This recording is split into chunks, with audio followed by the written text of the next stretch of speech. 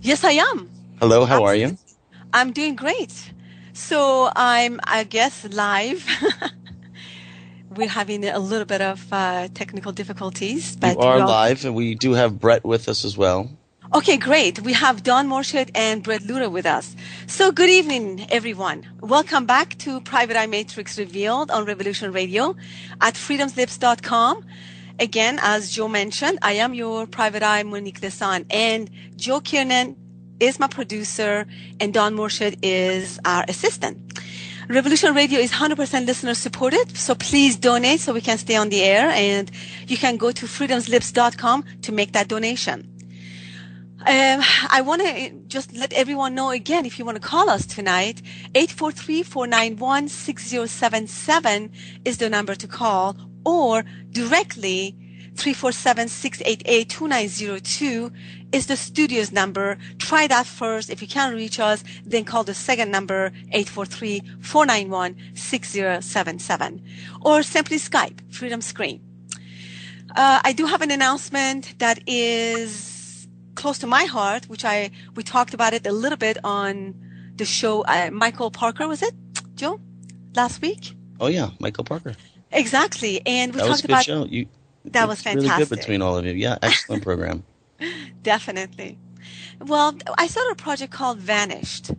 It is on Kickstarter and it's live. It is to investigate the missing children from National Park dilemma, or it's a mystery. We don't know what's going on. As you know, this is something that I do as far as investigation for my own business.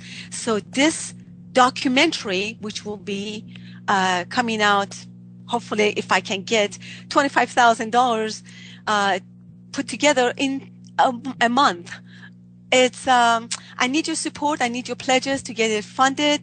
So if you want answers to where your children and where are the children that we don't know where they are, and everybody talks about it, and everybody wants me to get out there and find them. So what you need to do is pledge and help me fund this project. So please go to www.kickstarter.com/projects/158-389-1314/vanished and pledge. Any amount is acceptable. You could pledge $1, $5, $25, but I do need your help. So for the first half an hour or so, we're going to be talking to Brett Luter, who is a journalist, speaker, and author of several books, one of which is a UFO Hunter's Guide. We'll be talking about his recent experience at Mount Shasta. Welcome, Brett. Hi, thanks again How for having me. So nice to be here. great. One of the things that I remember last time we talked, which was at a MUFON meeting, you said you were going to Mount Shasta. You were going to be the speaker there in regards to hollow earth theory. Am I correct? That's right. Yep, that's right. That was, I think it was August 8th through 10th up at Mount Exactly. Shasta. The event was called The Best of Mount Shasta. Mm-hmm. And I forget how long it's been going on, but Andre Morgana of the Hiawatha Institute has been doing this event where really local people from Siskiyou County are the presenters. And it's supposed to be a showcase to the outside world. I'm in Chico County, about 3 or 4 counties south. And so the only reason I was speaking there was because Diane Robbins, the author of Messages from the Hollow Earth and Telos, the City Beneath Mount Shasta, among other works, she isn't always up to speaking. So because I did this really big article on Diane and her work about the inner earth and the information she gets channeling an ascended master named Adama, who is supposedly like a type of a mayor type figure of the city beneath Mount Shasta called Telos. And so I did this big article for Phenomena magazine in March of 2013. And when Andrea Morgana realized that Diane didn't really want to speak, but I did this article, she thought, well, I could fill in and speak on Diane's behalf. And so, it was just quite an honor to be doing that. I mean, she's known as the ambassador to Telos, and if that's all true, then she's like relaying messages from these people. They're supposedly tens of thousands of years old, living in ethereal bodies, and they were physical beings like us, or at least more dense like we are back when Lemuria sank, and then they escaped to this spot and lived on the mountain for a while before they went underground. And anyway, there were big shoes to fill, let's just say that, and I was quite honored and thrilled to get to do it.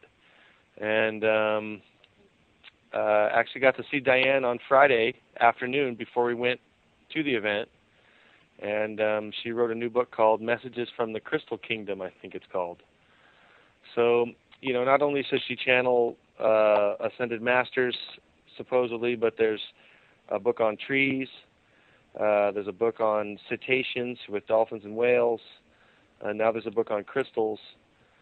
So the consensus really is, Monique, that no matter who she's talking to, they're all basically saying the same things, that the surface peoples need to clean up their act, purify their thoughts, raise their vibration, and get ready for this transition coming forward, because apparently the inner earth people can't do it alone. They need us to go with them. Everyone has to do it together.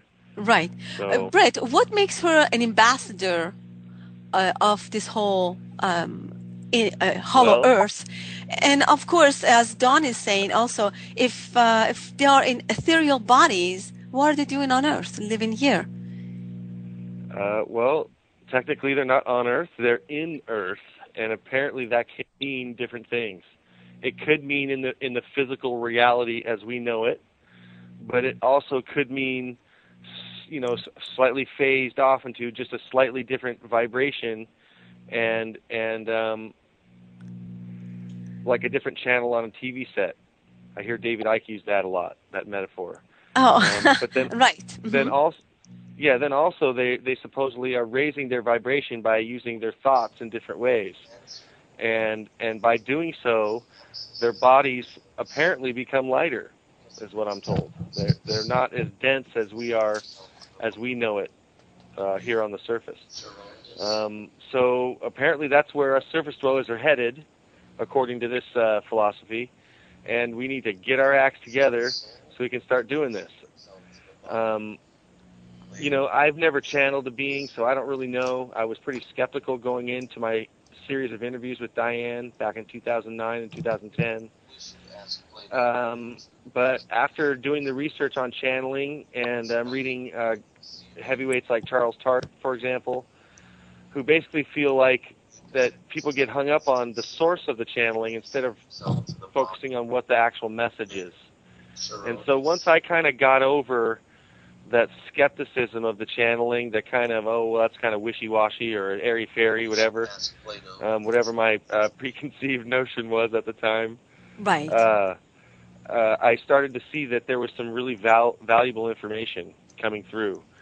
So, a skeptic would say, well, all the information is the same across these books because it's coming from the same person. Well, okay, I could see the point of that, but if all this information was coming from that person, then she's still pretty smart, if you ask me. But I don't think that's what's going on. I think there's an actual phenomena going on here that I just haven't experienced yet. And as a journalist, I'm staying open to it.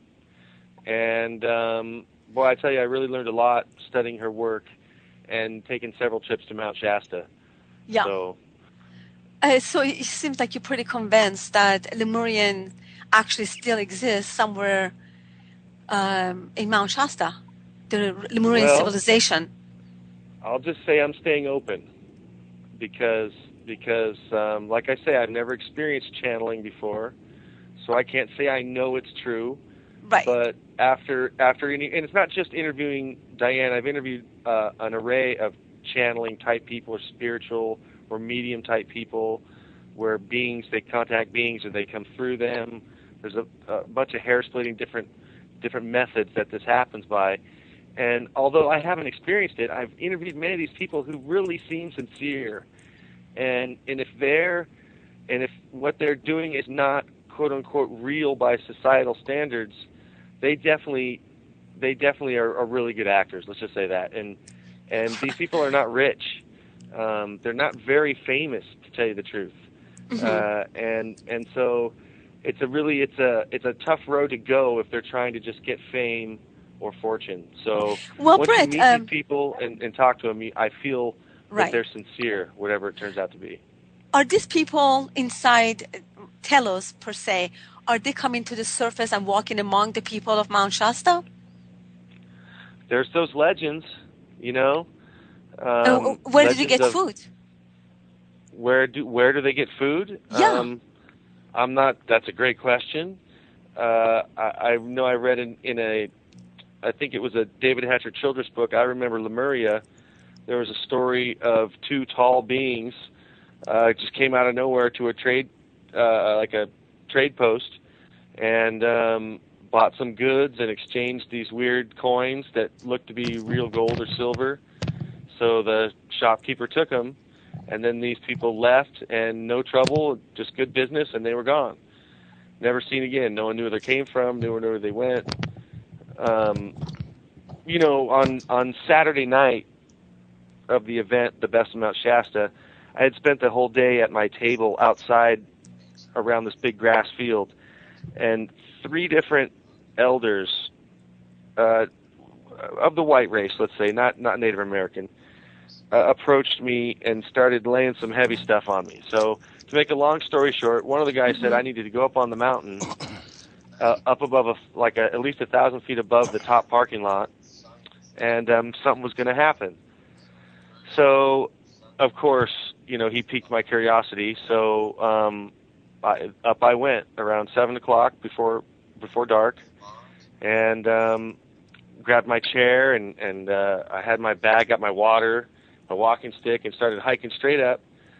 Didn't go on the path because I thought, well, I'm going to go someplace where people don't normally go. So I get up, I climb this steep kind of rocky slope, and I get to the top, and there's the path right there, and I thought, wow, that was totally wasted my time.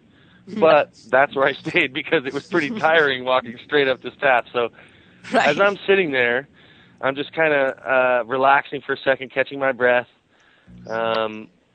This guy walks up, and he's just on the path, and he's wearing modern dress, you know, Nike shoes, blue and white Nike shoes, an orangish long-sleeve top, and some kind of running shorts. But he was but his look was very unique. Now, I don't know if this guy was anything other than special than just regular human. But he said his name was Randy Joseph, and I've never ever heard that name before, like it was hyphenated. And he had this chiseled hairdo, and his teeth were really sparkling white. And so I've seen other human beings in regular society like that.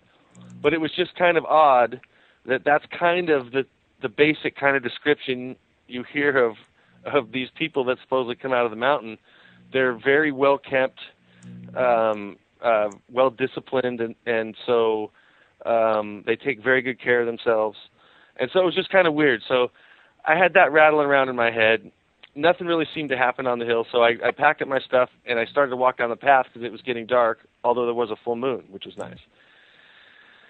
For some reason, I just decided to stop and turn back around and look between the 2 peaks, and there goes a UFO between the 2 peaks. And how do you know for sure it was a UFO? Well, you know, I've seen enough of them now to where there's no blinking lights, let's say. There's no sound. Right. And the pace that they take is it's more of a deliberate and effortless pace, whereas a plane kind of lumbers and goes kind of slow. It's like it's more instant, you know. It's that's all I can really say. You can when you see enough of them, you just know. Right. Now, do I know that was a military, or do I know that was from the inner earth? No, I have no idea. We don't know. But kind of odd that I stopped to turn and look. I wish I could say, wow, I heard a voice say, stop and look.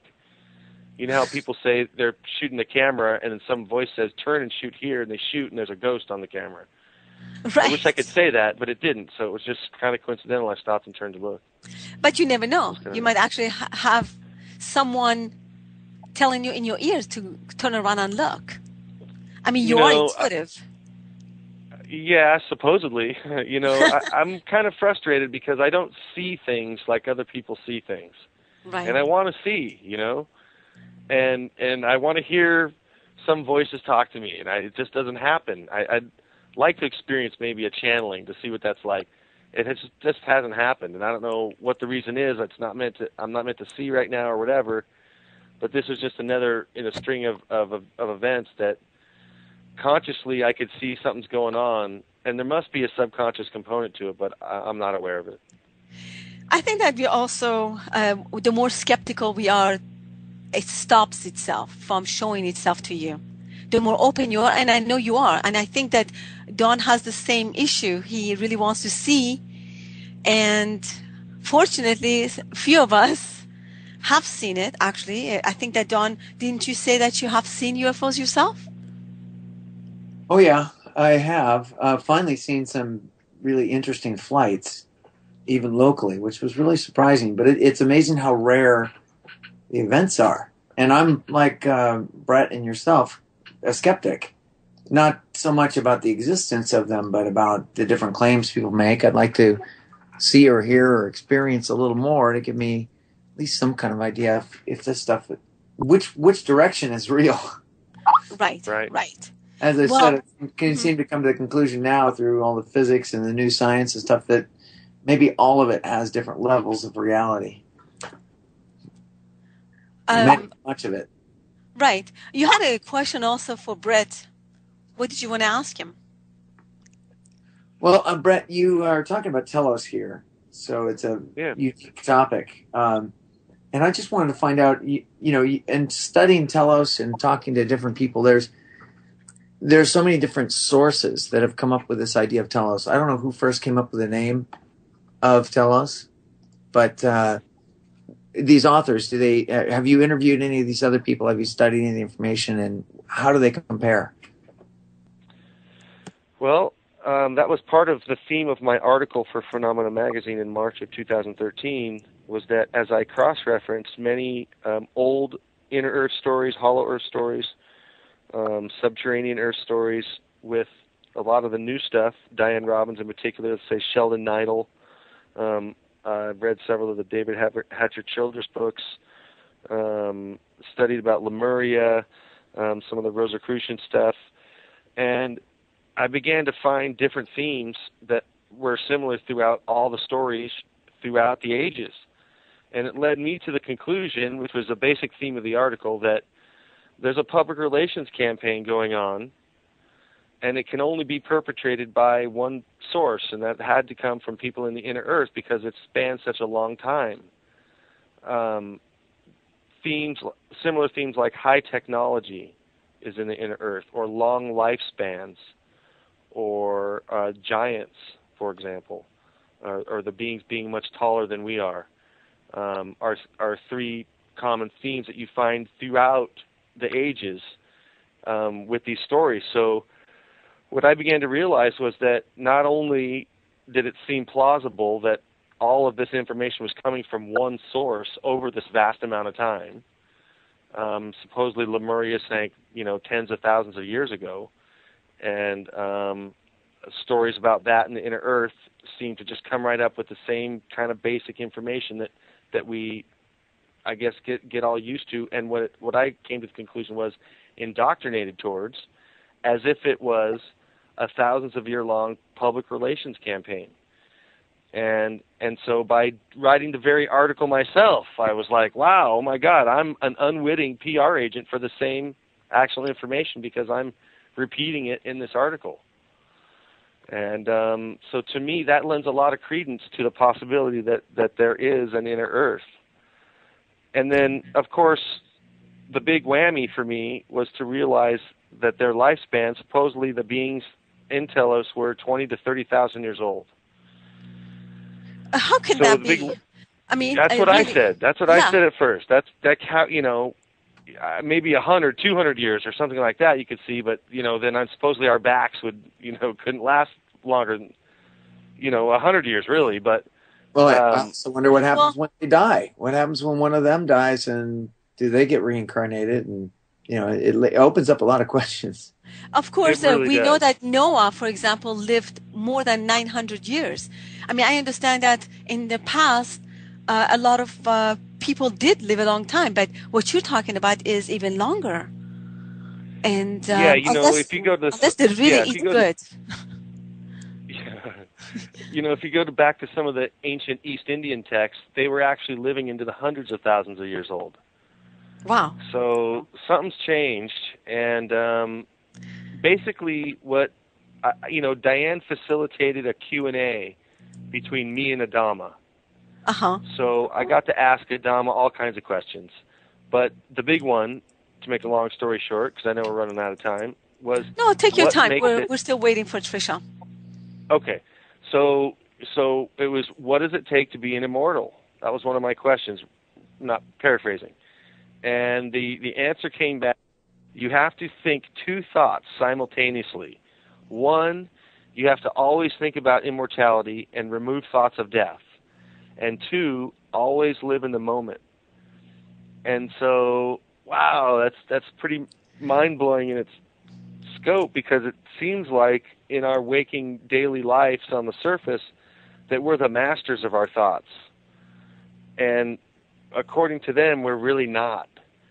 And we totally use our thoughts in different ways. And so as I rolled this information from Adama through my own magical lens, through my own ritual symbolism and intention, overarching philosophy and thrust of my work, I began to see that if human beings as babies are told by their parents that they're going to die because they see their great-grandma die or their great-grandpa die or their hamster, whatever, a pet, a friend, that you're actually programming the person to die, or at least I thought that was possible, so that it takes, on average, 70 to 80 years for a person's own thoughts to hold in their head that thought of death to actually kill him. And so my conclusion was that people are, with that thought implanted as a child, they carry that thought subconsciously throughout their lives. They're actually living a death ritual. And so, I don't have any kids, and it's probably not pretty cool to experiment on kids, but I would love to tell a kid they're not going to die and see what happens. Because I don't think it can hurt them, but if it's that simple, we need to explore this a bit more for our own sakes. And then according to the Inner Earth people, it's because if we can raise our vibration high enough, we can change our thoughts enough, clean them up according to what they say, then they're going to come to the surface and share culture, which I think that would be pretty neat. If all this stuff is true, I think that would be pretty neat. You still with me? Yeah. Do you think vibration is very important for reaching the other levels of consciousness? Well, supposedly vibration is everything. If the whole universe is sound, supposedly even light is a vibration. You can pinpoint frequencies of light. And if it's vibrating, it's supposedly sound. So from a fundamental standpoint, I would definitely have to say yes, vibration is important. But then also from a language standpoint, that seems to be the terminology that is repeated, one of those themes that you get. We'll call it the Ascended Master philosophy, because that seems to cover things like Inner Earth and UFO stuff, and also spiritual Ascended Master type stuff. So other dimensions, that kind of thing. So with that in mind, I would say, I'm sorry, what was the question again? Forgive me. I got lost in my own thoughts. It's all right. I was just asking what you felt the importance was of vibration. With the levels of vibration. Oh, vibration. That's right. It's. They say we're living in the densest of the realities right now, or one of the densest, and because so, our vibrations are at a certain frequency. According to this philosophy, you need to raise the frequency, and once the frequency is raised, we're going to collectively, a bunch of change is supposed to happen, and if we can do it in time for this big transition, supposedly, the whole planet's going to ascend to the fifth dimension, and hopefully we won't be dealing with a bunch of this like banking, economic stuff, pollution, warring, lying, cheating, stealing, this kind of thing. So I would love for that to be true. Let's just say that. I would love for that to be true. Is it going to be true? I don't know. The interesting point about vibration, is, should I go, Monique? Yes, absolutely. Well, as you said, everything in the universe is vibration, and science is uncovering over and over that these vibrations change, and they're also relative to each other. We actually change the vibration of objects by thinking about them or experiencing them. And science is coming to the level of saying that they exist because we experience them, because we see them there. So that would say that the worlds that we see, the worlds that we experience, what we think is reality and sanity, might not quite be so, because if someone's on another vibration and seeing something else that's real to them, it might quite be real to them. Or thus, if you could actually change the vibration of your mind, your frequency of your thoughts, and the frequency of the cells in your body, you can change and influence them. And yogis and others who have been able to change their health or reduce their slow down aging. So it says that, and truly using our minds, we could go a long ways to change the vibration. How are we going to tell when we get there? If we get there, do we disappear and go to Telos? Well, I think that you will know. Yeah, but nobody else. You know, Maybe that's the people who are disappearing, Monique, the ones you're going to look for. Oh, God. Not likely, because it just That is interesting. Yeah. Go ahead, Brad. You know, What were you going to say? That's a good question. How do you know?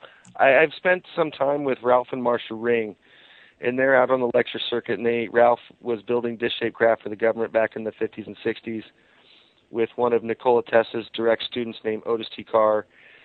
And basically what Ralph talks about in his lectures is when he was young, he noticed that bees, which are not very aerodynamically built or structured as we think that a plane, let's say, or something that would have wings that flap that fast should be structured, yet it still flies very agilely and easily. And so what Ralph came to the conclusion was that the bee vibrates, it raises its vibration to the outside surrounding vibration, and when it does, it becomes literally part of the surroundings, and hence there's no gravity, and it can go wherever it wants. And so this is the basic kind of philosophy behind the saucers, that they're thought-based. And the famous story that Ralph tells is that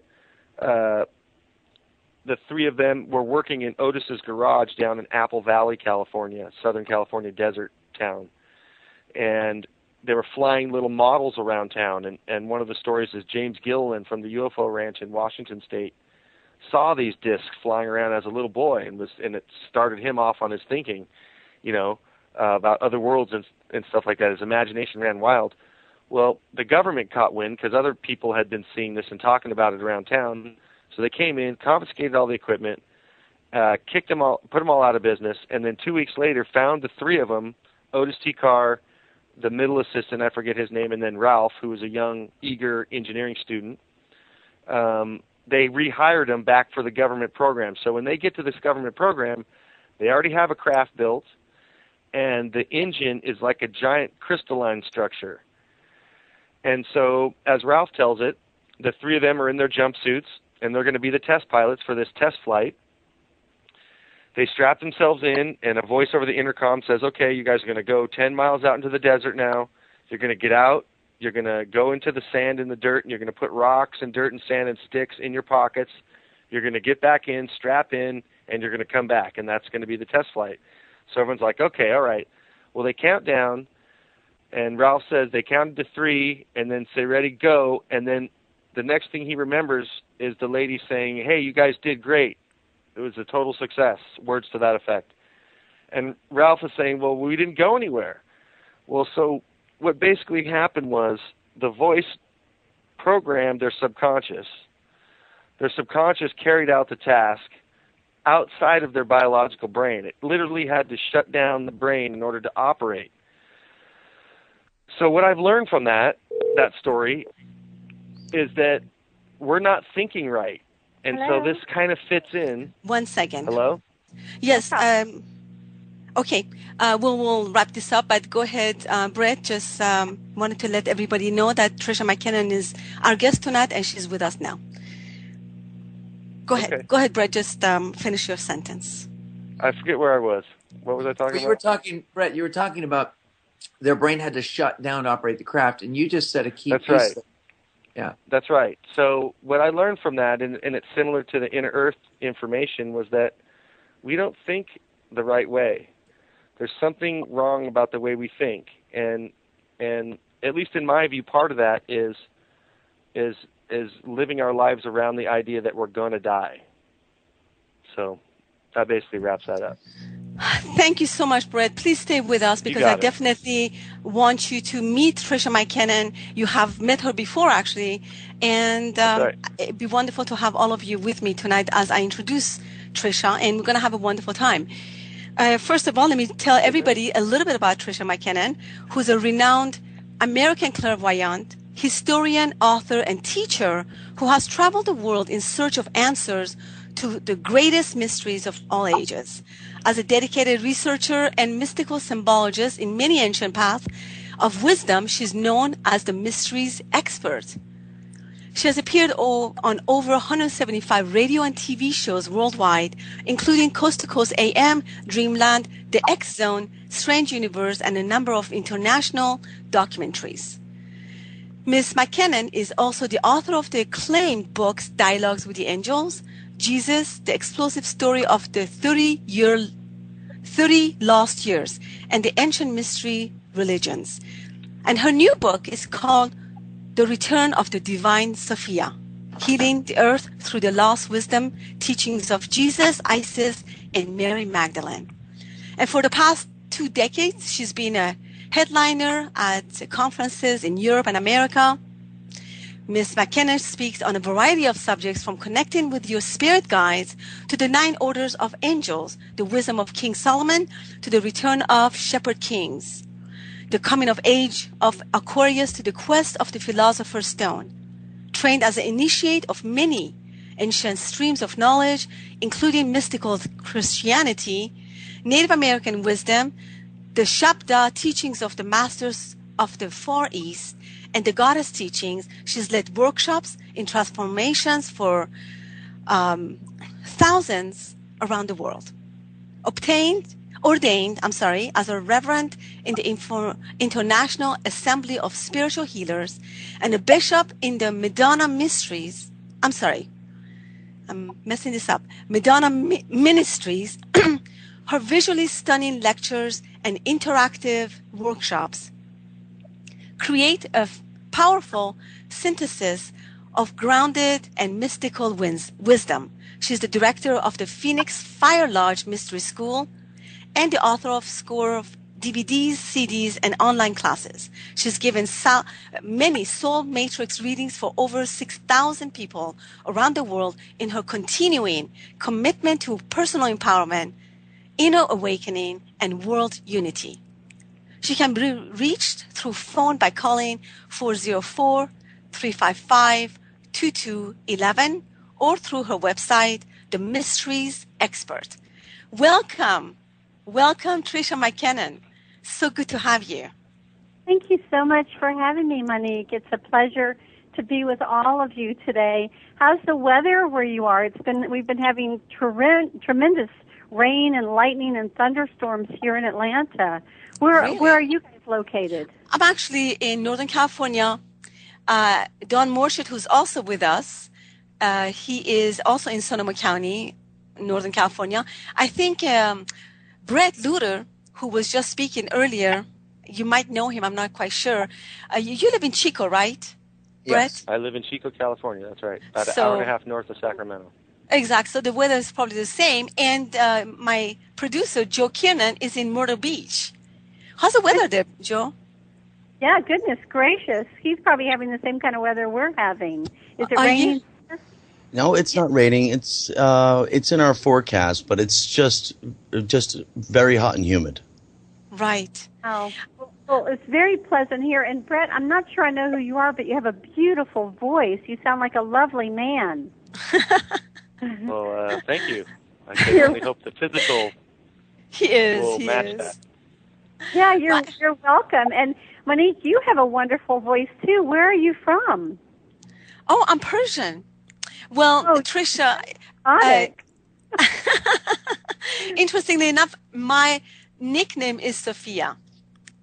Oh, wow, that's beautiful. Well, you know, of course, philosophy, philosophia, which was a word that was created by Pythagoras about 500 BC, really means lover of wisdom. So the Exactly. goddess Sophia, the ancients believed that there was a divine father as well as a divine mother, a divine son as well as a divine daughter, and they called that divine mother of wisdom Sophia.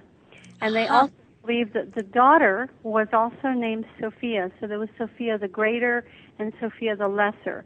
And it was believed that Sophia the Lesser actually created the explicate world, or the physical universe as we know it, with all the galaxies and all the stars.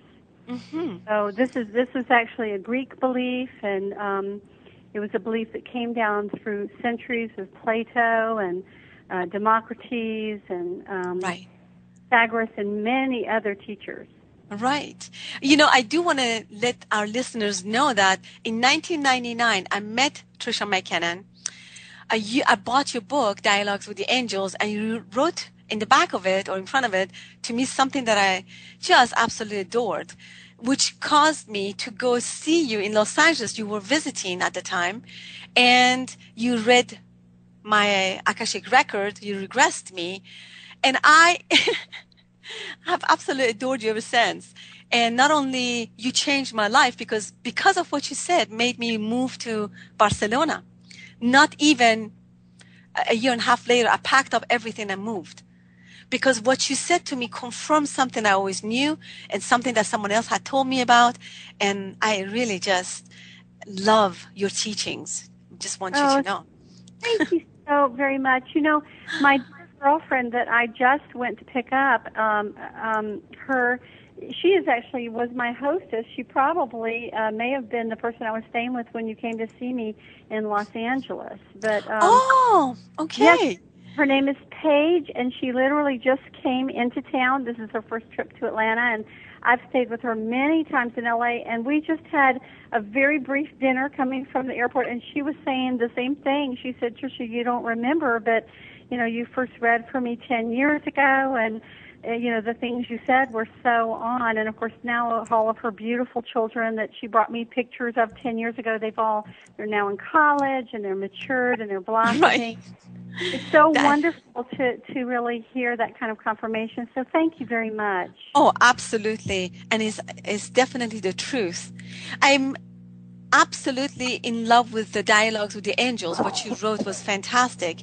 But, you know, the lost years of Jesus, that one is a mystery to me.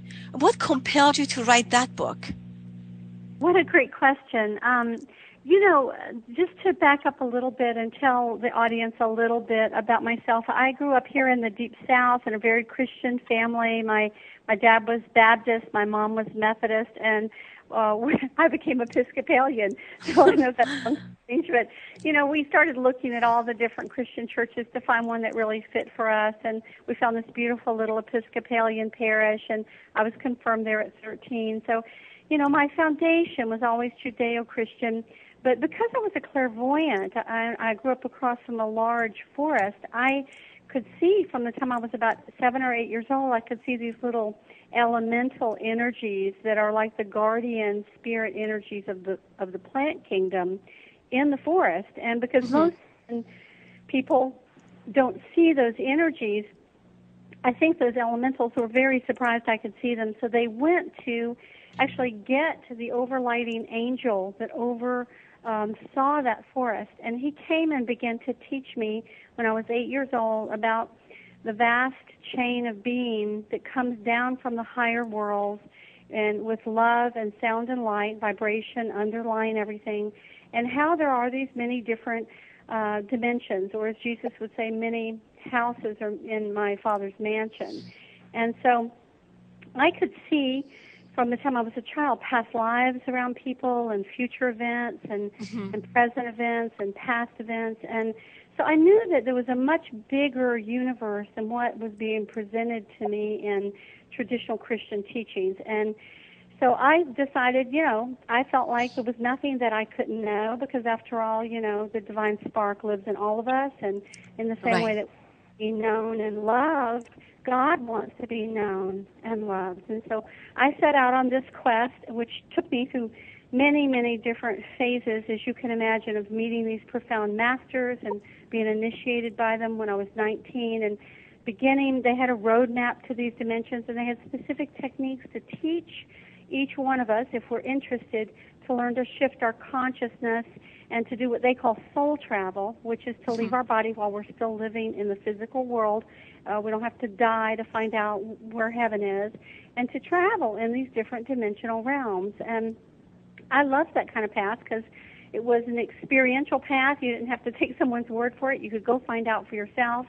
And so I never intended to become a clairvoyant or a national or international speaker. I was a commercial advertising photographer. I opened my own studio here at 23, and you know, my Clark Kent life, I was on the fast track with photography and advertising and marketing, and I shot for Coke and IBM and Macy's and a lot of very traditional clients. And in my personal life, though, I was working on myself, and I was meditating, and I was developing the ability to move consciously into these higher realms at will. And then when I was about 30, I think I must have graduated, let us say, from a certain initiatory degree. I was in England at Stonehenge, and I had this very powerful experience where I was meditating on a blustery Tuesday with maybe about 15 or 20 people in the whole place. And I closed my eyes, and when everything got very still, and when I opened my eyes, all the visitors were gone, and the visitor center was gone, and the paved road had become a dirt road, and there was an angel standing about 40 feet from me, and he had a finger to his mouth like it was a secret. And I was like, what? And there were stones that were standing that weren't standing before, too. So I'd obviously shifted into another time or dimension. And he very deliberately moved his finger in this big sweeping gesture, and I broke contact with the rock. And when I did, you know, everything went back the way it had been. And I got up and went over to the rock, and I was like, "Are you still there?" And of course, you know, nothing. He didn't come. I just couldn't see him if he was still there. But what had happened was that they had unsealed the Akashic records for me, and I found that from that time on that I could access the soul records of anybody that I met at will.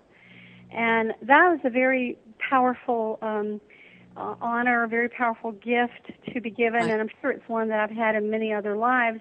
But I had reached a point in my spiritual maturity and commitment where I was allowed to actively have that again.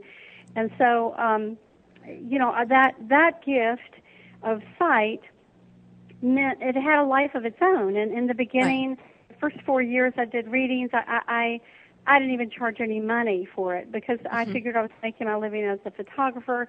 And then it got to where so many people wanted readings, and it took so much time, and it cut into my ability to make a living. I finally started charging. And what I found in the beginning was I was going back 3, 4, 5,000 years in people's histories, trying to really look at the trail of breadcrumbs that they had come down, the things they had mastered, the things they were still working to master, their major themes in terms of creativity or emotional fulfillment or being a warrior or being a healer or being an artist or being a teacher. There are these themes that many of us follow. But I also found that there were things that blocked us. And visited every single night by these masters. This is one thing about being clairvoyant, and once you're in the stream and you agree to go into, let us say, a contract with these profound spiritual teachers, they need people like you and me and probably Brett to be their arms and legs down here, to become their vessels and their channels to bring through whatever form of wisdom that is the higher path. And so I found myself one morning, I awoke to find a man in my room standing over my bed that looked just like Jesus, but he was a hair's breadth different. I knew it wasn't Jesus. And all he said to me was, Sanat Kumara. And then he vanished. And the next night I was taken into these chambers of initiation by these people all dressed in white. So they were masters. And they made this symbol, and they made a symbol of the snake on my forehead. Well, I have enough Christian upbringing that I'm like, the snake? Oh, my God, you know. Oh, no, what does it mean? So at that time, I happened to have had a housemate named Shankar, who was Indian, and like me, he had studied with these great Vairagi masters, you know, decades before. And I said to Shankar one time when he called, once again, welcome to Private Eye Matrix Revealed on Revolution Radio at freedomslips.com. I'm Monique Lesan, your host for tonight's show. And we are, again, a radio station that is 100% listener supported. So we really appreciate if you could go to our website, www.freedomslips.com, and make your donations there. Actually, if you do want to call tonight, let me go ahead and give you a phone number, 347-688-2902, or just simply Skype Freedom Screen. Very excited talking to Tricia McKinnon, who is an incredible mysteries expert and a clairvoyant. And welcome back, Tricia. Oh, thank you so much, Monique. Is Brett still with us, or has he peeled off? No, Brett is here. I'm still here. And Don Borshad is also with us. You actually did. You know Don as well. You did a meeting for him last year. Oh, my goodness. Well, hi, Don. Hi, Tricia. Yes. By the way. Thank you so much for having me. Absolutely. I wanted to also share with you that you're talking about seeing Jesus or someone that looked like Jesus right above your bed. And go on and continue with that subject. Definitely, I do want to share with you, right after you finish your story, something that happened to me as a result of what you did for me. So, yes, I was talking about the Kumaras, and at this point in my own development, I knew nothing about the Kumaras, and this is many times how things are for me. I wind up seeing them mystically or clairvoyantly, or hearing them, or having a very profound experience. And then, because my dad was a lawyer, and I have a very analytical mind, and I like evidence. I am evidence-based, even though I'm a clairvoyant. I find myself running around and looking for all the evidence. So I've become a historian and a cosmologist. I love science, and I really love how all of the many paths lead us really to the same understanding if we're willing to, truly go deep enough into asking the right questions. So the story I was telling you guys was about the Kumaras and my first encounter with one of the Kumaras, Sanat Kumara. And of course, I had heard the name Sanat Kumara in the New Age movement, but the New Age movement may be 100% true, or it could be 70% true. And I'm sort of like a show me kind of girl, so I had no idea who Sanat Kumara was. So I asked my housemate Shankar, who was also a very advanced soul and an initiate like I was of these great masters, and he said, I said, do you know who Sanat Kumara is? He said, oh, yes. He is one of the four great Kumaras. I was like, the four Kumaras? Who are the four great Kumaras? Oh, the four great Kumaras are spoken of as the four sons of God who come to Earth from time to time to help raise the Kundalini of the planet. I'm like, well, where are they spoken of? Oh, they're in the Vedas. I was like, really? The Vedic literature? I said, well, who are they? He said, well, there is, of course, Sanat Kumara, who is the head of the Great White Brotherhood. I was like, the Great White Brotherhood, that's who I've been praying for help from, right. Needing historical documents. I said, well, who else? He said, well, it is, of course, Sananda Kumara, who was, of course, Jesus. I was like, what? And I said, well, who are the others? He said, well, there's Sananka Kumara. I was like, well, what's his deal? Well, he comes to set up the great schools of wisdom for the whole world to learn. I was like, well, that has got to be Thoth, the god of wisdom from ancient Egypt. And, of course, I had been working with Thoth many years. And I said, well, who is the last one? Nantana Kumara.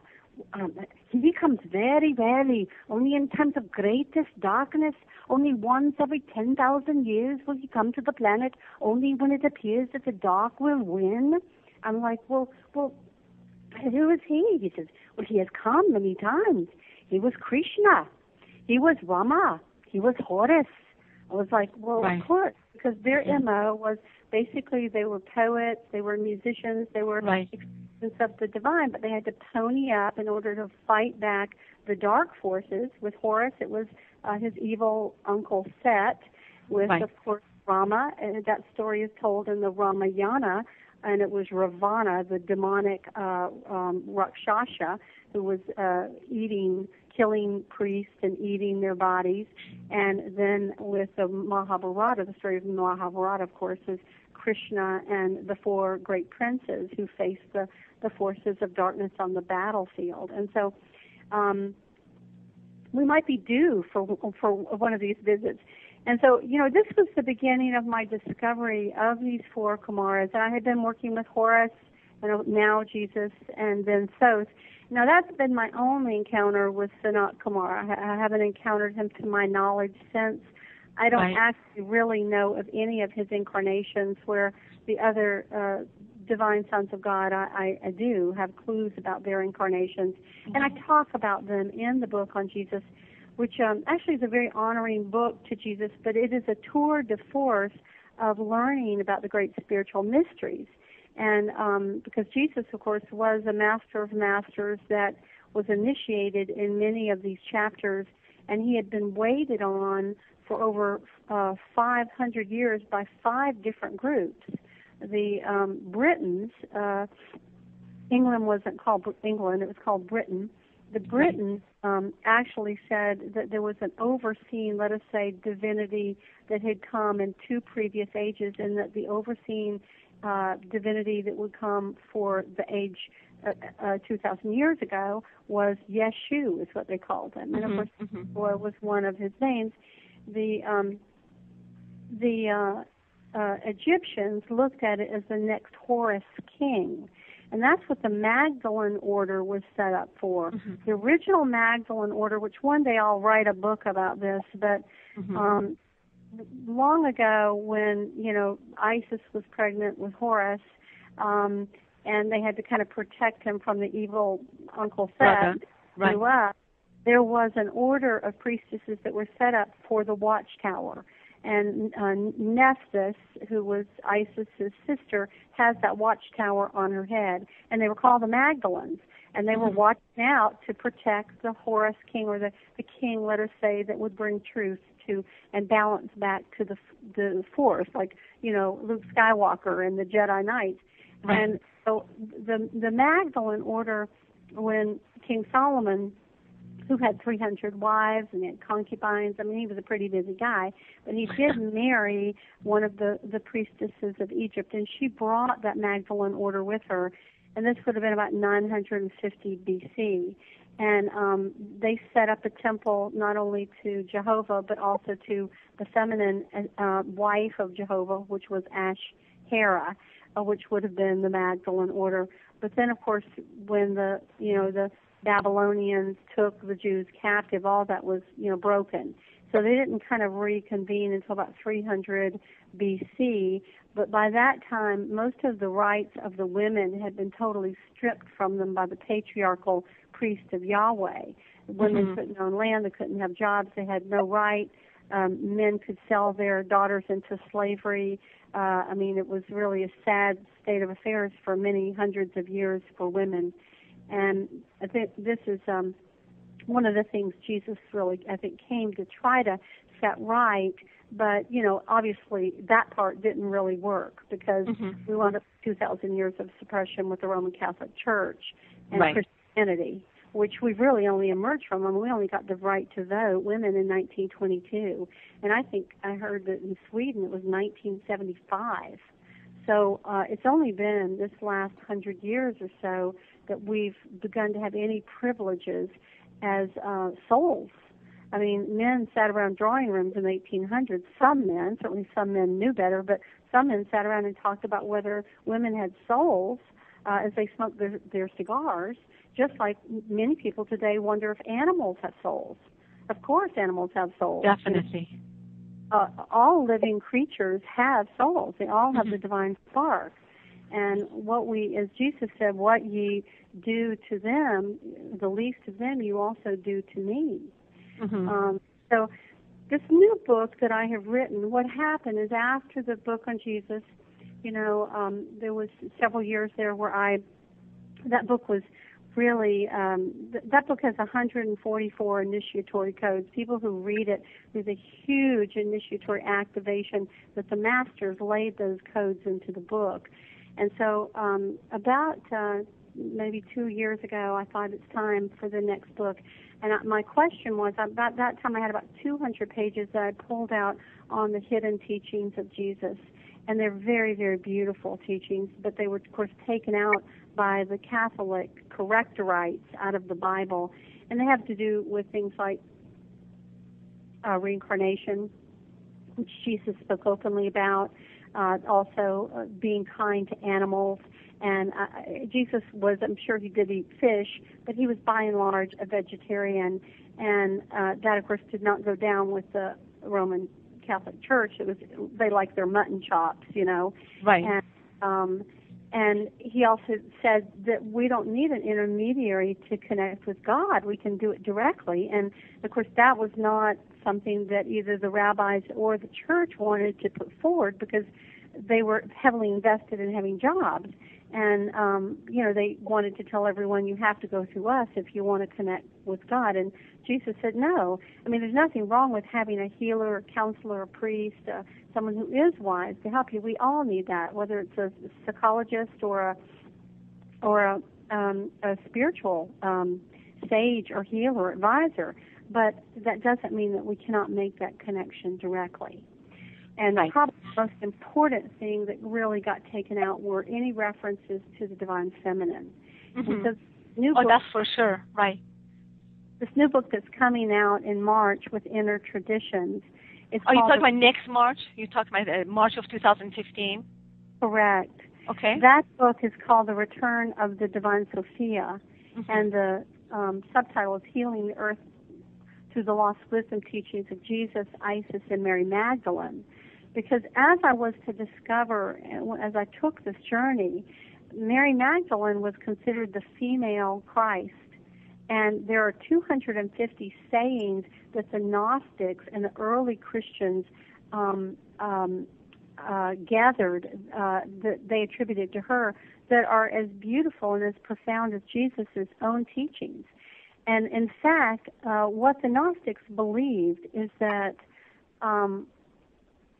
that Mary Magdalene has continually reincarnated for 2,000 years in hopes that the world would wake up, and that she will continue to until such time as there is a rebalancing on the planet between the male and the female. And what Jesus actually said, that of course was taken out of the Bible, is that he would not return until the divine feminine, that she was reinstated in the heart of the world. Mm-hmm, mm-hmm. And so it was in the whole reason we thought that Mary Magdalene was a prostitute is because Pope Gregory in 553 A.D., in one of his homilies, implied that she must be a fallen woman. Doesn't mean she's a prostitute because of the 7 things that were taken, the spirits that were cast out of her, all this other stuff. So, in 1979, the Catholic Church took it back. Sorry, oops, we lied for 1,500 years. Right. Sorry. A little late, I think. Right. I mean, literally, this is just coming out now that people have any love and respect for Mary Magdalene. Yeah, and it's been just really important because she was considered literally the incarnation of the divine Sophia. She was the incarnation of the divine mother in the flesh, as Jesus was considered an incarnation of the divine Father. And Jesus actually says there is a divine, just as there is a divine Father, there is a divine mother. Just as there is a divine Son, there is a divine daughter. And he says we come from age to age and we come together. And he said, she is my mother, she is my mate, and she is my daughter. I am her father, I am her husband, I am her son. And so, this is really, really important stuff, because if you think about it, we all have the divine masculine and feminine within us. That right. We are all have the divine spark, even though we run around like chickens with our heads cut off and we're clueless, amnesiac half the time. Nonetheless, right. Who we really are when all that stuff begins to fall away and we sit in the profundity of the silence of ourselves and our connection with that space that is beyond all words. Mm-hmm. In that place, we begin to know ourselves. And within that heart, what the ancients taught in spiritual alchemy is about the trifold flame of the Sacred Heart, which those three flames represent, in fact, the Divine Mother, the Divine Father, and the Divine Child. Sure. And that actually keeps repeating itself in a lot of different cultures, doesn't it? It does. That's like Isis, and Osiris and Horus, which is just like Osiris and Horus. Exactly. It's that over and over again is you have Divine Father, Divine Mother, and Divine Child. And many times we hear about the male child, and there's nothing wrong with males. Perfectly wonderful. When we have an illuminated male, let's face it, it's a beauty to behold. I'm a champion of the illuminated male, and it would be a boring world without them. But by the same token, there is that Divine Feminine, and that is, of course, the Shekinah, or the breath of God. It is the Holy Spirit that literally moves through everything. It's the sine wave. It's the way our brain waves work. It's the way the water patterns move and the wind patterns. It's the way our heart beats. Right. It is literally that sine wave of the breath of God that literally carries the light and the sound of the Creator out to the furthest reaches of creation and interpenetrates all things with life. And, of course, it's been ignored. Absolutely, absolutely. You did say something about Mary Magdalene having reincarnated many times. What does she come back as now? Well, that's a very good question. You know, maybe she lives in you. Maybe she lives in me. Maybe she lives in the hearts of some of the people that are listening to this program. Mm-hmm. But when we look at people like that beautiful girl whose name I cannot remember, who's over in the Middle East that got shot in the head, her name she has a book out called I Am, what is it? I think her name was Neda. It's Omega or something. I can't remember, but I swear, when I heard about her and I heard her speak, the profundity of her wisdom and her presence and her unconditional love, I thought, oh my God, easily be the reincarnation of Mary Magdalene, because she holds that Sophia consciousness. Right. Well, that's very interesting that you say that. Another question that I had for you was, in your book, you claim that the Magi were a part of the Great White Brotherhood who visited Jesus after his birth? Yes. Why did they visit, and where did they travel from? Well, the Persian Magi, there was a very deep order. The Magi, yes, exactly. Well, we call them Magi. I guess you being Persian, you might be pronouncing it the correct way. Of course, Magi comes from magician. And magus, and these were people who were astronomers. They were astrologers. They worked with the cycles of the earth and the grid of time, and they were sages of great wisdom. Now, some believe that all the Magi came from Persia. It's certainly possible, but in my book, one of the things that I really looked at was the stories from an Essene named Sudi, who was a teacher at the school in Mount Carmel. And he was on the mountain about 50 miles away from Bethlehem and saw these 4 great lights come from 4 directions in the sky and merge together into one great light and then go and basically plant itself over Bethlehem and then shoot a beam of light down. And he talked about, at that time, the fact that there were said to be 4 Magi, one that came from the north, one the south, one the east, and one the west.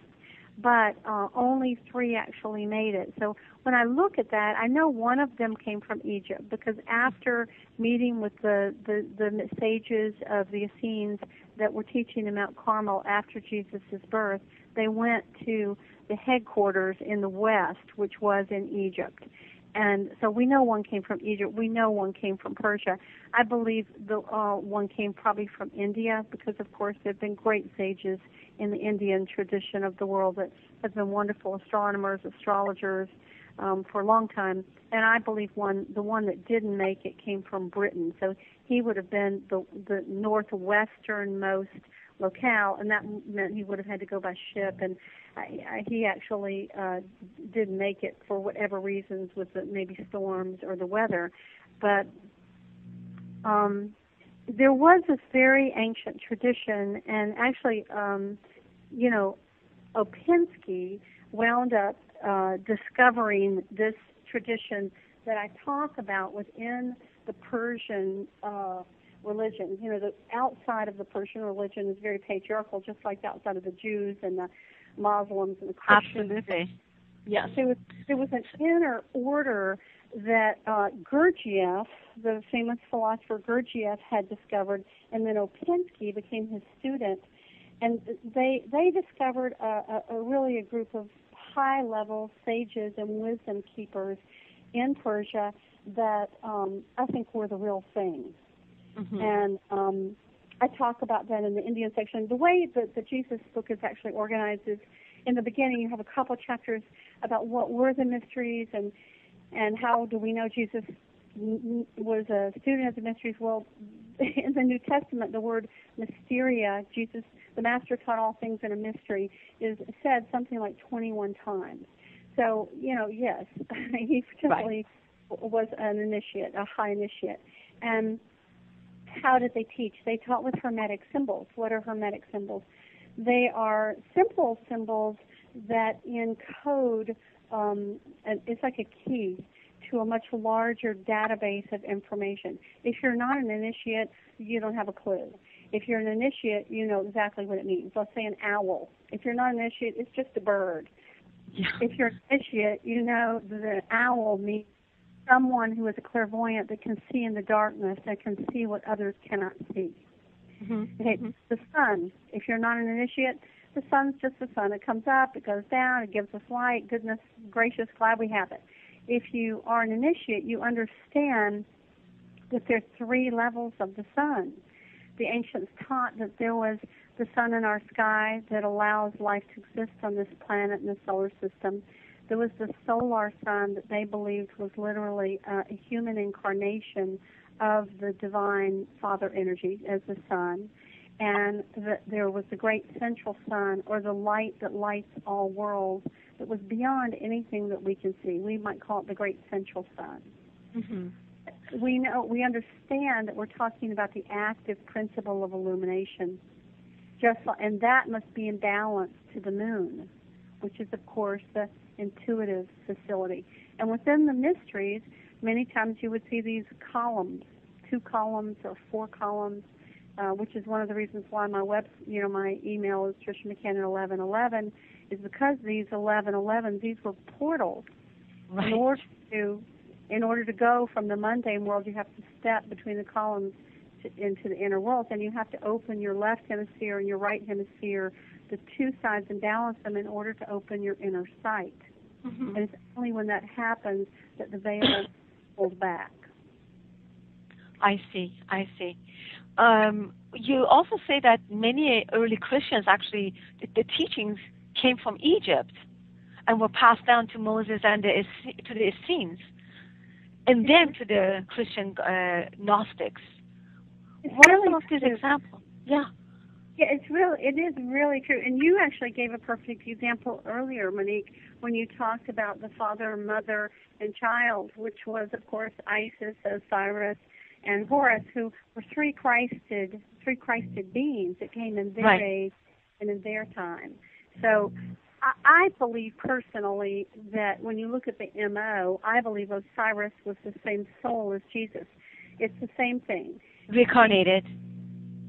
Yes, exactly. He came in, he traveled the world, he helped people, he healed people, he gave food to people that were starving.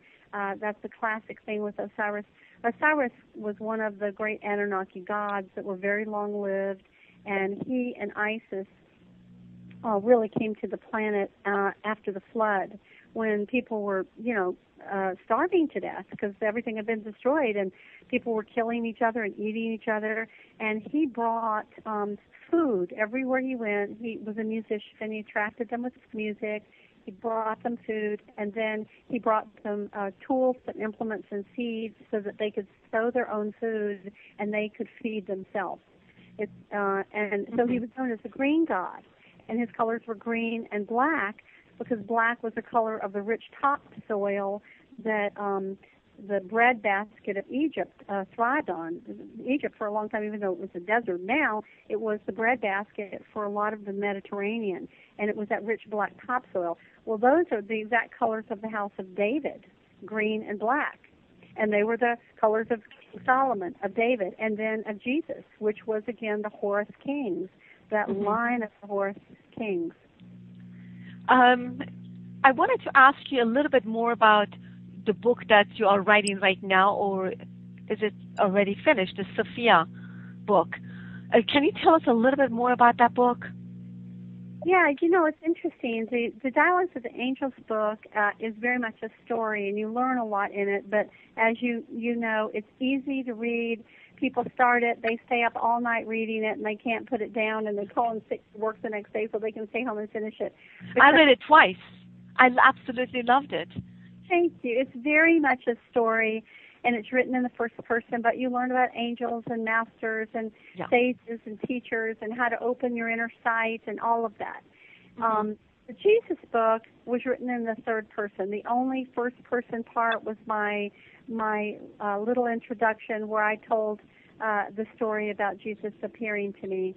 And I did that really on purpose because I understand growing up in a conservative Christian family in the Deep South where my older sister is a fundamentalist. I understand how cherished people's spiritual beliefs are, and how when you want to expand the tableau of their thinking, you really need to do so respectfully and with lots of historical evidence and documentation. Absolutely. Otherwise, you get in trouble, really, especially about that subject. Well, right. If you really want to make a difference, then, take the time to do it right. And when Jesus asked me, and I finally did say I would, I really took it as a sacred trust and a great honor that he would ask. And even though it took a lot longer than I thought, I grew a lot through the process, and I learned a lot. And it was very initiatory for me. I think before that I thought I had always really loved Jesus, but I figured, hey, there were a lot of wonderful sages out there, and, he was great, but, there were others. Oh, yeah. It seems to me like there are a lot of controversies about whether Jesus actually really lived or even died on the cross. So... Yeah, let me say that I know that in the same way that, during the time of the Inquisition, we were so steeped in superstition and ignorance that the only way science could begin to pull us out of it, and during the Renaissance, was to completely divorce itself from spirituality. So they went into empirical external evidence to the exclusion of anything sacred, spiritual, or divine. And I'm happy to see now that we're beginning to have many scientists that realize that because of quantum physics, that they realize that consciousness does affect the subatomic field, which then affects the atomic field. So we're beginning to come full circle now. It's the same way. It's the same way with what you just said or just talked about. Is that many people, I think, have had Jesus and Christianity in this very kind of messed up form, meaning in the name of the Prince of Peace, we're going to murder, kill, maim, and judge and divide. And that's crazy. It's just like, Mohammed. If Mohammed was really this great master, then what he would have taught would have been spiritual unity and consciousness, and maybe that's really what he taught. I'm not an expert in Mohammed, but the whole idea of we're going to kill anyone that doesn't believe like we do, if we look at a lot of these monotheistic religions, from the Jews who did it, to the Christians who did it, to the Muslims that did it, all the ones who say my God and my version of God's the only God, they go out and, just kick the asses of anybody that doesn't believe the way they do. If you look over to the Buddhists and the Shinto and the Taoists, they're not doing that at all. They're saying, you know what? Behind the great intelligence that unites the universe, there are many facets, there are many expressions, divine male, divine female. There are many divinities on many planes, and 90% of them all serve the big cheese, so to speak. Right. And Right. so we don't have an argument. You can have your beautiful God, and we can have our beautiful God, and guess what? They all answer to the same God in the end, because we're all expressions of the divine. So those paths don't, feel like they have to massacre everybody that doesn't agree with them that day. Right. So, I'm all for more peaceful paths.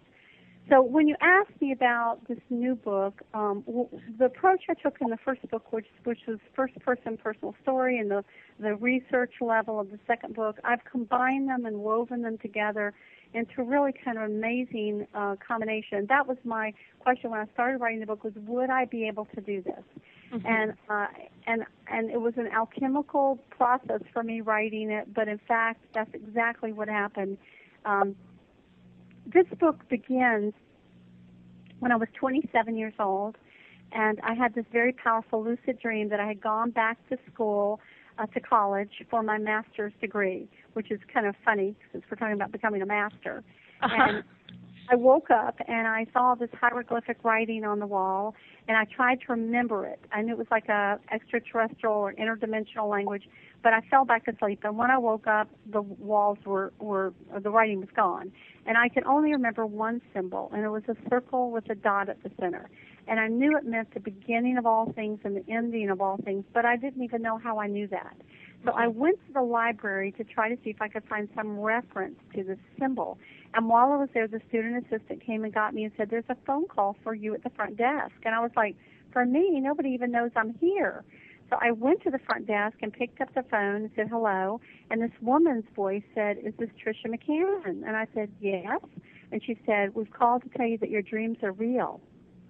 And no I said, way. "Yes." I said, "Who is this?" And she said, "We're from the priestesses of Isis, and that's all we're permitted to tell you at this point." And then she hung up. I'm shocked that you actually get a phone call from your guides like this. I'm actually jealous. They know that pretty much I'm working for spirit in this lifetime. I don't seem to have much of a personal life. I'm pretty busy on the inner planes, but I'm very grateful for my friends and my clients and my family, simply because they help me to remember the beauty of what human contact really is. But it is true that my greatest teachers are on the inner planes. Yes. So what happened was, I then woke up, and it was a dream within a dream. And I thought, who the heck are the priestesses of Isis? Some strange Egyptian cult or something? I mean, I didn't know. And, I'd always loved Egypt, but, I've been drawn to it like so many other people, but I really didn't know at that point how to begin to enter their mysteries or decipher their mysteries. So about 2 months later, I had gone to have lunch, and there was a line. It was a wonderful little sushi restaurant. So I went downstairs in the shopping plaza to this beautiful store called Illumina, with its soft carpet and its beautiful crystals and gorgeous lighting and Egyptian statues. And I was looking at this Egyptian statue of Ma'at, which I didn't know who Ma'at was. She's the goddess of cosmic truth, alignment with cosmic truth, the highest truth. And this woman behind the counter said, "Are you interested in Egyptian things?" Patience. What? What is it? Did someone speak? I think that was Joe. Was that? We just connected with Brett. Oh, good. Should I go on or not? Yes, please. Oh, absolutely. Yes. So she asked me if I was interested in Egyptian things. Oh, that's a busy signal. Did we lose somebody? I think that Brett just hung up. Okay. Bye, Brett. Sometimes we have, it's the technology. So just keep going. Yeah, keep going. Okay, so obviously this is an important point in the story. We have to pause here. So she said, "Are you interested in Egyptian things?" And I, mumbled something like, "Yeah, I've been dreaming of the priestesses of Isis." And this is long before I became a spiritual teacher, or I was out on the national or international scene. And she said, "Oh, the priestesses of Isis. Tell me about your dreams." And I said, "I'm not sure you're going to understand my dreams. I'm not even sure I understand my dreams." And she said, try me. I'm a high initiate in the priestesses of Isis. Oh, my God. So this woman was to become my shaman teacher, and her name is Shasta. And she lives here in Atlanta, and she's very hidden and very secret. And she's all through this next book with her teachings and how I became initiated through her in a number of very amazing paths, from the Egyptian to the Celtic to the goddess teachings to the Native American twisted hair tradition.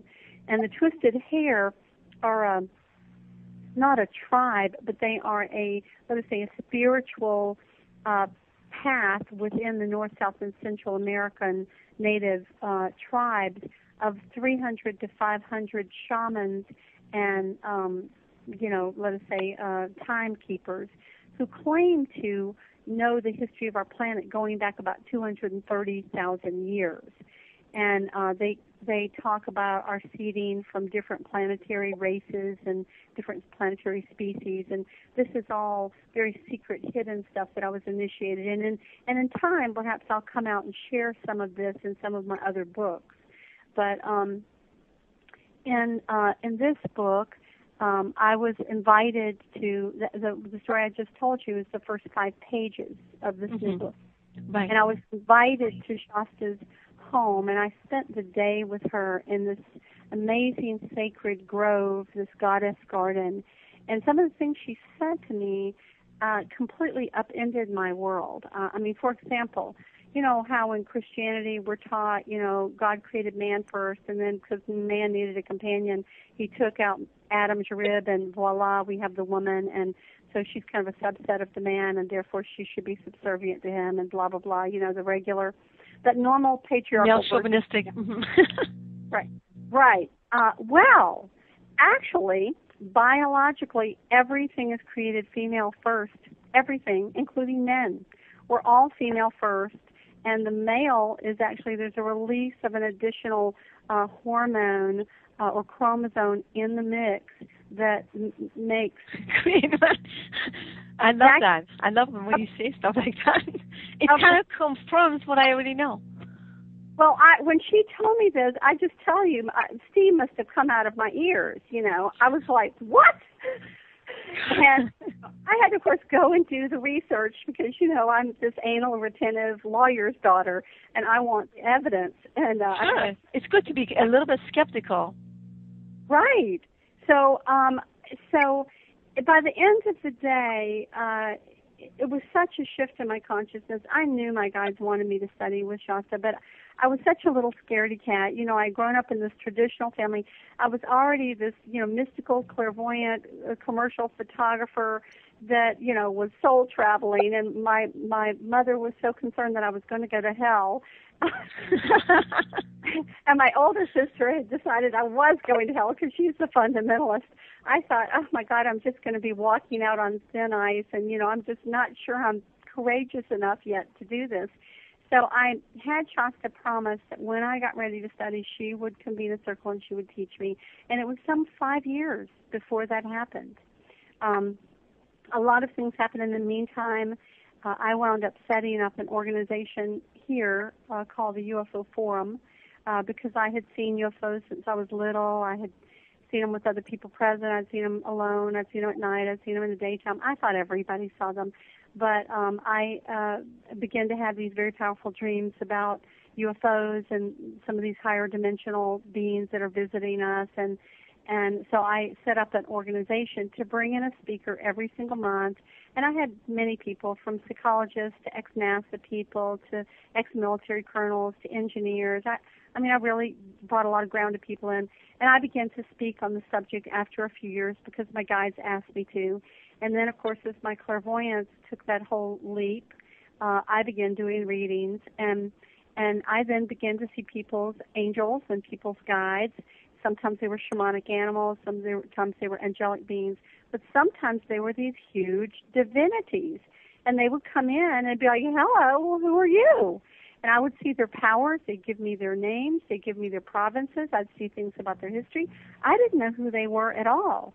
And then I found references to them in these history books. And it was so mind-blowing. Yeah. me. Mm-hmm. But I thought, well, the only person I know that's going to know anything about this is Shasta. And Right. so at that time I went to her and said, I'm ready.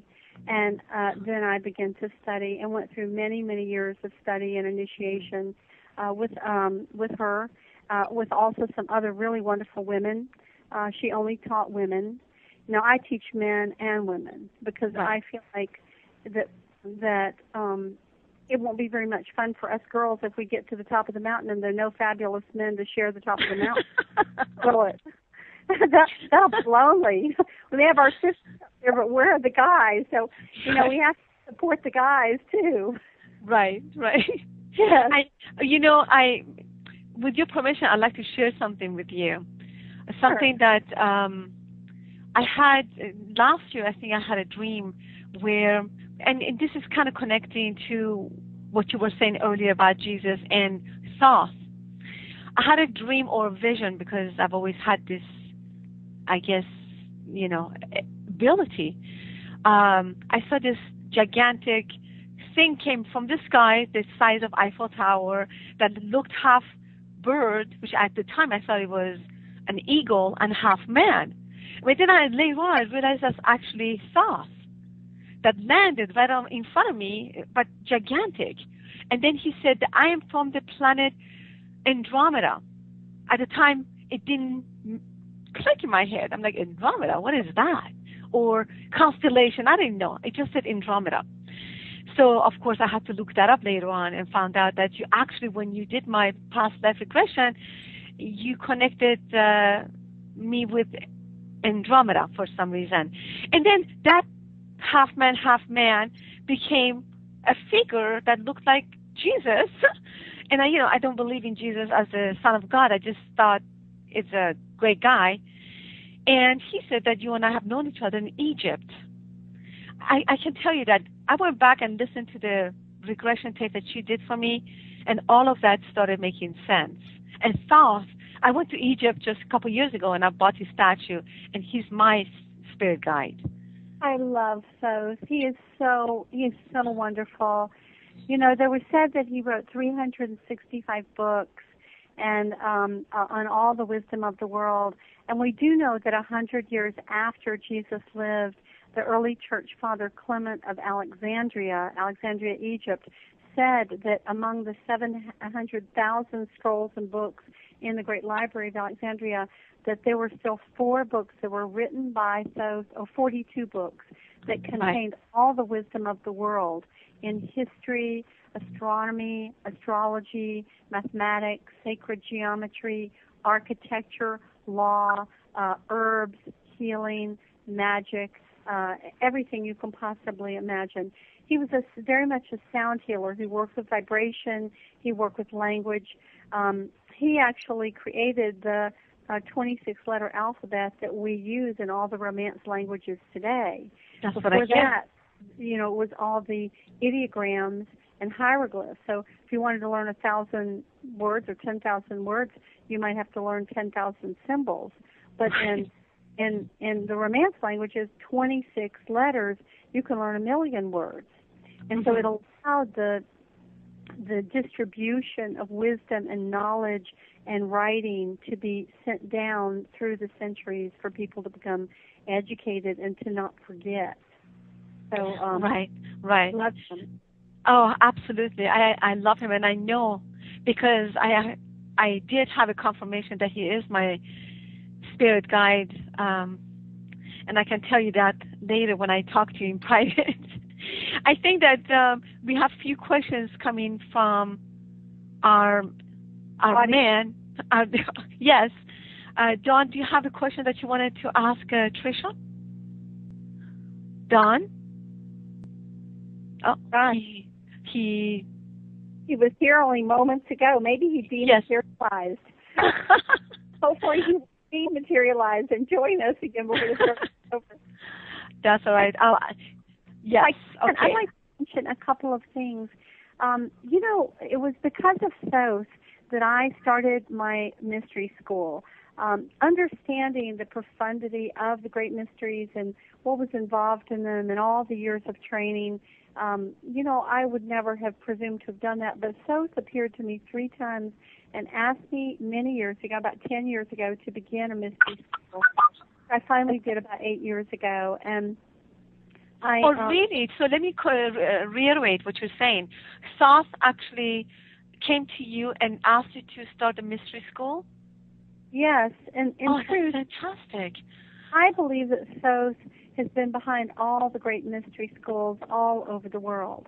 And the difference in ones that are, let us say, living and ones that are not, the living ones actually have, let us say, divine presences or masters that genuinely work not only with the founders, but work with the people that are studying. And so it was the 3rd time he asked me, and I was thinking, how could I possibly begin to do anything nearly as grand? And about that time, a friend of mine who I had known for 30 years, who had studied with the Viragi when we met when we were 18, 19, and he was also a student of the Viragi Masters. He called me up and he said, Isis came to see me last night in a meditation, and she said, you need to call Tricia McCannon and tell her to start this mystery school. And I was like, oh my gosh. So it took a year of pondering how to do it, because of course the question is how to layer it. So my school, like the Ancients, has 3 levels, and I finally have the very first level, which are 12 weekend classes online. I'm going to start a new round here in Atlanta in the first weekend of November, Halloween weekend. It's one of the 8 High Holy Days, which is November 1st, or Halloween, or All Saints Day. And we'll have 12 weekends over the course of about 15 months.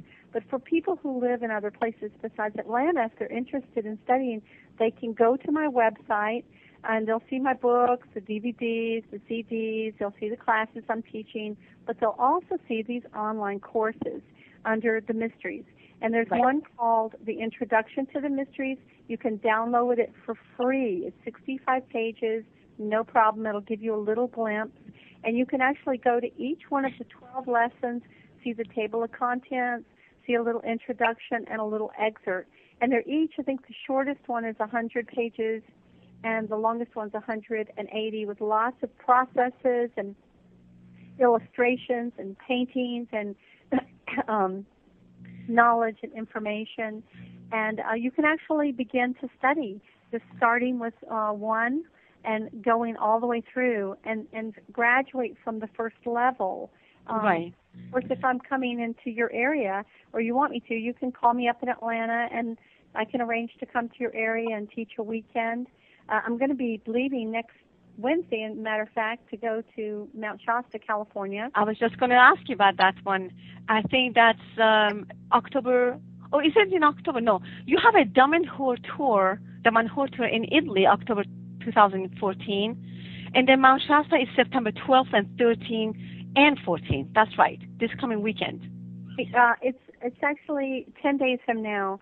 I'll leave a week from today. I'll fly out there to San Francisco and then drive up on Thursday. And the conference at Mount Shasta is called the Mount Shasta Ascension Portal Conference. It's also on my website under Spiritual Journeys. Yes. And it's Friday, Saturday, and Sunday. And then I'll stay over for about a week and see clients and do readings. And I'll be home around the 25th of September. So if anyone's interested, for example, in readings, I certainly do about half of my work over the telephone with people. You just have to send me some photographs of yourself, real physical photographs, because, when you print something on paper, it doesn't have any energy. But photographic paper, whether it's digital or it's a real film, has silver halides in the film emulsion and the paper emulsion, and the silver halides hold the etheric field. So when I touch the photographs, I can find your unique soul vibration imprint, follow it up into the higher realms, to the Akashic records, open your soul records, and I can read. And then sometimes people will send me photographs of loved ones, like children or spouses or parents, and I can follow theirs up through the picture and then cross-correlate them to see how you've known each other in the past and what your soul contracts and agreements are. And I will be home most of the month of October. The trip to Damanhur, Italy, I'm having to move to the spring. I'm sorry. Oh, really? Okay, next year. All right. Yeah, a month of October, I'm actually teaching a class here in Atlanta, and I am doing the edits on the book about the Divine Sophia. So Inner Traditions has its own timetable. And so people can actually call you during the month of after September 14th and the whole month of October, and you are here for the rest of the year, so people can call you? Yeah, I'll get in the 25th of September, so really just give me a couple of days and start calling me like the 27th. And then I'll be here all of October, and then I am going to be going back to San Francisco actually to do a program at the East West Bookstore November 15th and 16th. So I'll be back in San Francisco in November. So anyone from the North Bay area is interested in seeing me, write down my website at TrishaMcCannonSpeaks.com or my phone number at 404-355-2211 or my email at TrishaMcCannonSpeaks@yahoo.com.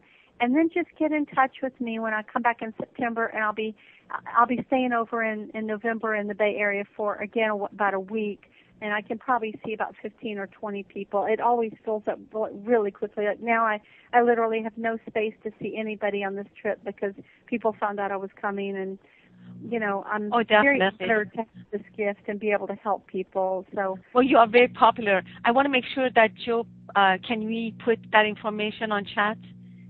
Dear Joe? Big 10-4. Okay, great.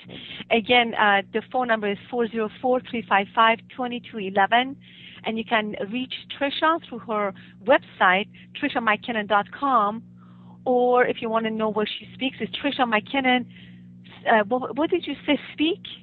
Yeah, TrishaMcKinnonSpeaks.com and TrishaMcKinnon.com.